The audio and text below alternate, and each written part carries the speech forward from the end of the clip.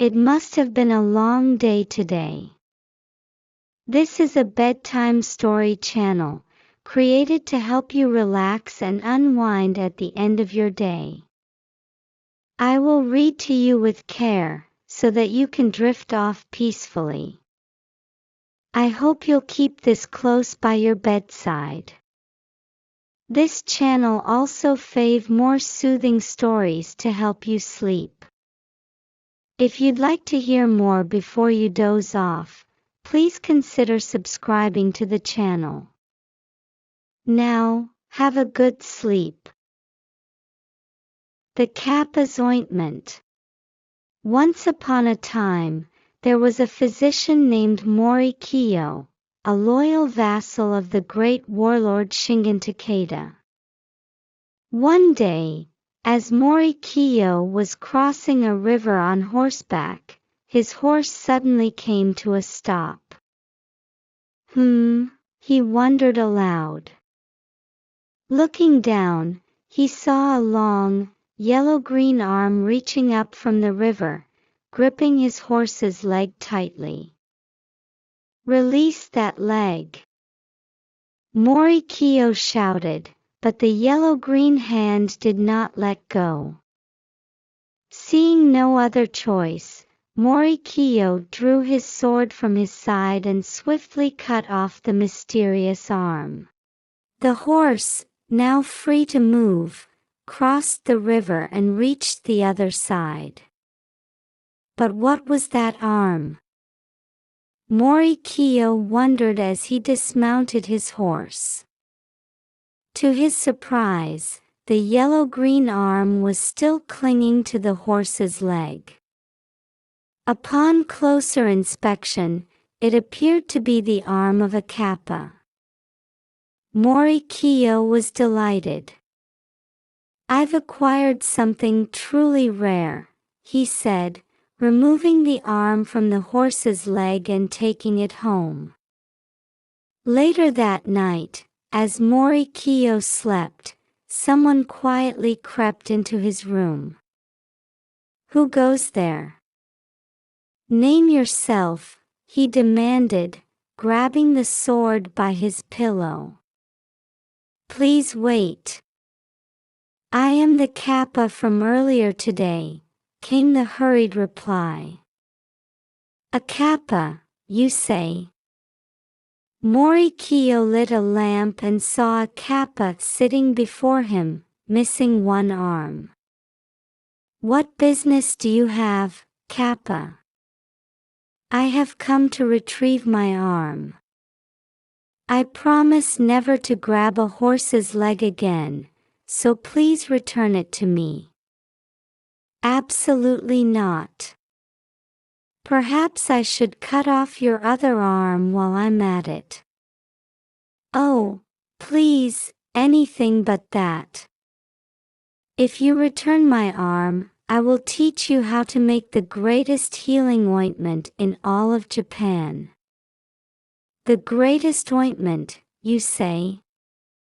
"Yes, here it is, the finest ointment I've ever made."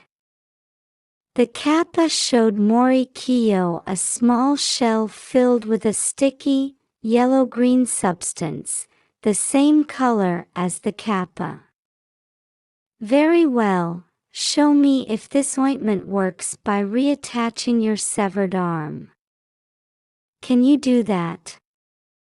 "Of course, that is a simple task." When Morikyo handed the Kappa its severed arm, the Kappa applied the ointment generously to the wound and reattached the arm to its body. "See? Just like this," the Kappa said, twirling its arm around and showing Morikyo the spot where the arm had been cut. There was not a single mark left. "I see. It is indeed a remarkable medicine. Now, teach me how to make this greatest of ointments." "Of course," replied the Kappa. The Kappa explained in detail how to make the healing ointment. Morikyo listened carefully, committing every word to memory. Delighted to have learned how to make Japan's greatest healing ointment, Morikyo exclaimed, "By the way, Kappa, how about we share some sake together?" Just as he was about to fetch the sake, he suddenly woke up with a start. What? Was that all just a dream? Looking around the room, he noticed that the Kappa's arm, which had been placed in the alcove, was no longer there. Impossible! Morikyo jumped up and ran out to the veranda. There, he saw small Kappa footprints, shaped like maple leaves, leading away. Could it have been real after all? The next day, Morikyo made the healing ointment exactly as the Kappa had taught him and went to Shingen's estate. He applied the ointment to the wounded samurai, and to everyone's amazement, their pain disappeared, and their wounds closed up almost instantly. Indeed, it is truly the greatest ointment in all of Japan. After that, Morikyo left Shingen's service and became a medicine seller. He named the ointment Kappa's Healing Balm and began selling it. Word of the ointment spread quickly, and people from all over the country came to buy it for their injuries. Thanks to the success of the ointment, Morikyo's shop grew larger and larger. Even after Morikyo passed away, his instructions for making the ointment were passed down, and the shop continued to thrive for many generations. And they lived happily ever after. The Grateful Crane. The grateful crane. Once upon a time, there lived an exceedingly poor but very kind old man and his wife. One very cold winter's day, the old man decided to go off to town to sell some firewood. But there in the middle of a field the old man saw a crane struggling in a trap that had been laid. Oh no, what a poor thing! So the old man went over and freed the poor bird. The crane then rose up above the old man's head, circled around 3 times and cried out, "Caw, caw, caw." Then after crying out happily, it flew off. That evening as twilight came, snow began to fall and piled up heavily.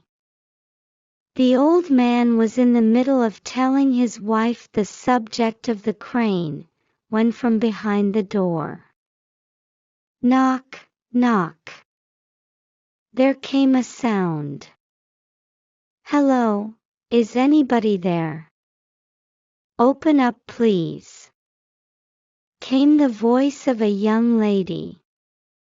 When the old man's wife opened the door, there was a young girl standing, covered from head to toe in snow. The old lady was very surprised. "Well, well, you must be cold. Come on in, quickly." And so, the young girl was let into the house. I called all around.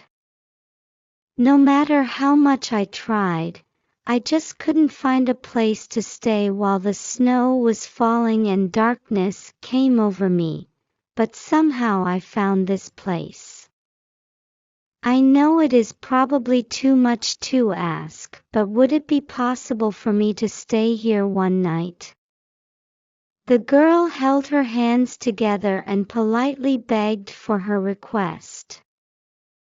Why, of course. How distressed you must be. If such a place as this is agreeable to you, then by all means, please stay. Thank you so much." The young girl was very glad at hearing this. That night she helped out with the cooking and housework, and then took a rest. The very next morning, the old lady was surprised to see that the girl had awoken and started the house chores. Fire burned from the hearth and steam was rising up from their stew pot. What is more, the house had been cleaned from top to bottom. Apart from making the rice, you have also cleaned the house as well. Thank you. The next day and the next, thick snow fell and the front door could not be opened. The girl then started to massage the old man's shoulders. "Ah, what a hard-working girl you are. And how thoughtful and kind you are too. How happy I am when someone like you is around." The old man and his wife both looked at each other in agreement. The young girl then held her hands together again and begged their kindness.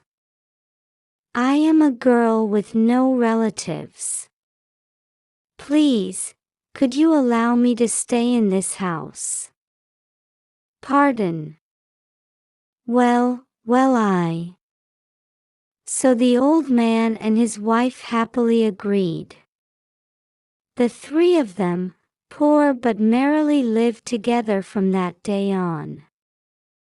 Now, one day, the girl expressed her desire to make a line of cloth on their loom, so she asked for some thread to be bought.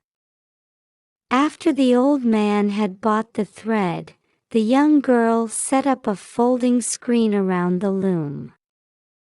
"Until I have finished weaving this cloth, please, do not ever look behind this screen." After saying so, she started her weaving. Up and down went the noise of the loom. After 3 days of weaving had passed, the cloth was finally finished. "Please go down to town to sell this silk cloth I have woven, and on the way back, please buy some more thread."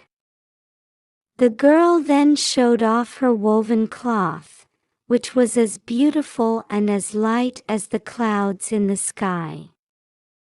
"This is truly wonderful." The old man set off for the town, as was able to sell the cloth for a very high price to the lord of the domain. The old man was overjoyed and quickly bought some more thread and returned home. Once more, the girl picked up the thread and started weaving. "Hey, Gramps! How can that girl produce such fine cloth, do you think? Let me just have a peek at her." When the old lady looked through the gap in the screen, there was no girl to be seen anywhere, apart from a skinny white crane. What's more, the crane with its long white beak was pulling out its feathers and folding them into the cloth it was weaving. "Gramps, Gramps, quick!" The astonished old lady then told her husband all about what she had seen. Up and down went the loom. Soon, the noise of the loom stopped, and out from behind the screen came a thinner than before girl, holding a piece of cloth. "Old man, old lady, I can't hide myself any longer, can I? For I am the crane that was saved by you in the field. I wanted to repay my kindness to you, so I became this girl. But now I must leave. Please live long and prosperously." After saying this, the young girl, without listening to the old man and his wife's pleas for her to stay, turned back into a crane and flew high up into the sky. Then 3 times she flew around above the house. Caw, caw, caw. And then flew off over the mountains and far away. It was a crane. No, no, a girl. Please live happily ever after yourself. Thank you for everything. The old man and his wife looked on in the direction of where the crane had flown off. And so, with the money they had made from selling the girl's cloth, they lived happily ever after. The last bean. Once upon a time, there was a man who was very good at growing beans. He grew many different kinds of beans in his field and offered them to Daikokuten. Daikokuten is known as the god of fertility. One day, the man began to wish for a wife. So, he prayed to Daikokuten and said, "Please, Daikokuten, give me a wife." That night, Daikokuten appeared in his dream and said, "If you can collect 100 different kinds of beans within the next 3 years, I will find you a good wife. I will also make you the richest man in the village." From that day on, the man worked very hard, growing many kinds of beans. Whenever he had time, he traveled far and wide in search of new beans. He managed to gather 99 kinds of beans, but no matter how hard he searched, he couldn't find the last one. Today was the 3rd and final year of the promise. The tired man put his hands together in prayer and apologized to Daikokuten. "Daikokuten, I've worked hard for these 3 years, but I'm still missing one last bean to make 100. I'm so sorry." That night, Daikokuten appeared in the man's dream again and said, "You've worked very hard these 3 years. I have accepted the 100 beans. As promised, I will find you a good wife and make you the richest man in the village. But I only collected 99 beans. I'm still missing one," the man replied. Daikokuten then pointed to the man's hands and feet and said, "The last bean is on your hands and feet." When the man woke up and looked at his hands and feet, he saw the blisters that had formed from all his hard work. A little while later, the richest man in the village, impressed by the man's hard work, asked him to marry his only daughter. And so, the man gained a good wife and became the richest man in the village. The end.